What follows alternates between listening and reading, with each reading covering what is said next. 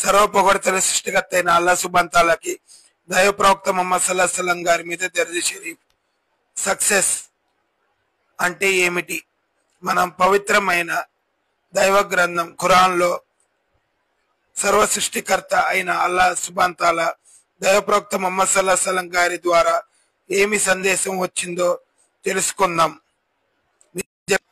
పవిత్రమైన Quran chapter number 103 వల్ అసర్. ఔజు బిల్లాహి మినష్ షైతానిర్ రజీం. బిస్మిల్లాహిర్ రహమానిర్ రహీం. వల్ అసర్, కాలం సాక్షిగా. ఇన్నల్ ఇన్సాన లఫీ ఖుసర్, నిశ్చయంగా మానవుడు నష్టంలో పడి ఉన్నాడు. ఇలల్లజీనా ఆమను వా అమలి సాలిహాతి వతవాసౌ బిల్ హక్ వతవాసౌ బిల్ సబర్. అయితే విశ్వసించి సత్కార్యాలు చేసిన వారు, పరస్పరం సత్యం గురించి ఉపదేశించిన వారు, ఒకరినొకరికి సహనం గురించి తాకీదు చేసిన వారు మాత్రం నష్టపోరు. ఈ సూరాలో 4 అంశాలు చెప్పబడినవి. అవి లేకపోతే ఏ మానవుడైనా నష్టంలో పడి ఉంటారు.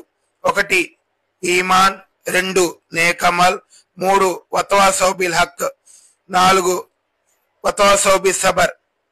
ఇప్పుడు నేను దాన్ని విడమర్చి చెప్తాను. 1 ఈమాన్. ఈమాన్ అంటే ఒక భగవంతుడు, అల్లాని ఆరాధించాలి, విశ్వసించాలి. తర్వాత ప్రవక్తలు, దైవ ప్రవక్తలు ఆదమ్ అలైహిస్సలాం నుంచి ముహమ్మద్ ప్రవక్త గారు సల్లల్లాహు అలైహి వసల్లం గారు వరకు ఎన్ని ప్రవక్తలు వచ్చారో అందరి మీద విశ్వసించడం, దైవదూతల మీద విశ్వసించడం, దైవ గ్రంథాల మీద విశ్వసించడం, తక్దీర్ అంటే తలరాత, దాని మీద విశ్వసించడం, ఇవన్నీ ఈమాన్లో భాగము. 2 నేకమల్ అంటే అల్లాహ్ సుబ్హానహు తాలా దైవ ప్రవక్త ముహమ్మద్ సల్లల్లాహు అలైహి వసల్లం గారు చెప్పిన అన్ని పనులు అవి మంచి అయినా పాటించాలి. ఖురాన్ మరియు దైవ ప్రవక్త గారు సున్నత్ హదీస్లో చెప్పినవి అనుసరించడం, ఏదైనా అది మంచి పనులు.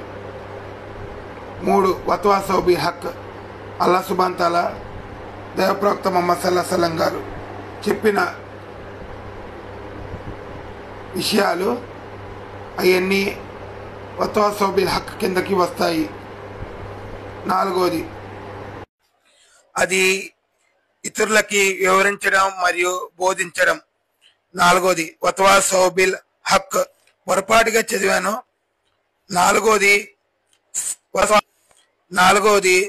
వతవాసౌ బిల్ సబర్ అంటే ఓర్పు వహించడం.